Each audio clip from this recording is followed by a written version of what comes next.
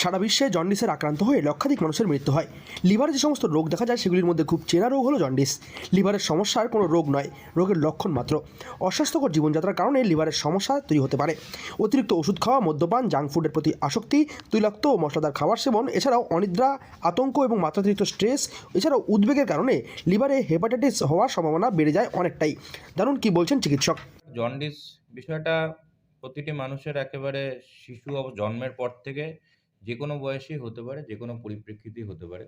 সে ছোটোবেলায় জন্মের পরে যেটা নিওনেটাল জন্ডিস হয়, সেটা মানে ব্লাডগুলো কন্টিনিউ ব্রেকিংয়ের ফলে বিলিরুবিন যদি বেড়ে যায়, তখন ন্যাচারালি সানহিট প্রথমে, তারপর অথবা বিভিন্ন রকম যে মেডিকেল প্রসিডিওর সেগুলো আন্ডারে রাখলে সেগুলো কন্ট্রোল হয়। এটা শিশুদের ক্ষেত্রে গেল। জন্ডিসগুলো হয়, সেগুলোর কয়েকটা টাইপ থাকে। যেমন হিমোলাইটিক জন্ডিস, অবস্ট্রাকটিভ জন্ডিস এবং ইনফেক্টিভ জন্ডিস। খুব সহজভাবে ভাগ করলে হিমোলাইটিক জন্ডিস কি, যখন ব্লাডটা ন্যাচারালি ব্রেকডাউন হতে হতে ওখান থেকে বিলিরুবিনটা বেড়ে গিয়ে ব্লাডে বিলিরুবিন বেড়ে যায়, তাকে হিমোলাইটিক জন্ডিস বলা হয়।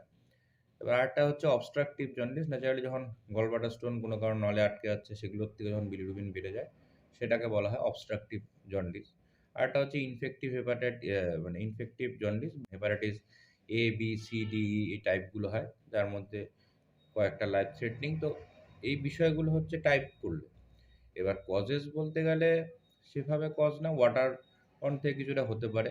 এছাড়া লাইফস্টাইল অথবা বিভিন্ন কারণবশতই জন্ডিস হতে পারে। ডিরেক্ট কজ এভাবে, এটা তো কোনো ব্যাকটেরিয়া ভাইরাস একেবারে ডিরেক্ট সবসময় হচ্ছে সেরকম ম্যাটারটা না। তো ভাইরাল ইনফেকশনের সময় ভাইরাল হচ্ছে, সেটা অ্যাকিউট ভাইরাল হেপাটাইটিস হয়ে হেপাটাইটিসের টাইপগুলো হয়ে যাচ্ছে।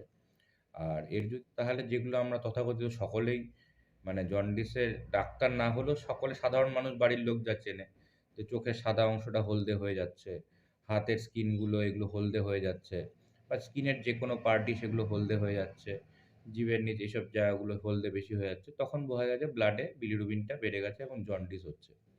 তো তার জন্য পরিমিত পরিমাণ জল খাওয়া, রেস্টে থাকা, কারণ ম্যাক্সিমামটাই নর্মাল জন্ডিসগুলো রেস্টে থাকলে বেশি মেডিসিন না নিলেও আস্তে আস্তে ঠিক হয়ে যায়। পরিশ্রুত পানীয় জল পান করলে, সাফিসিয়েন্ট রেস্ট, সাফিসিয়েন্ট স্লিপ এগুলো যদি কেউ নেয়, তার ক্ষেত্রে জন্ডিস এত সহজে অ্যাটাক করলে এত কিছু হওয়ার কিছু বিষয় নেই।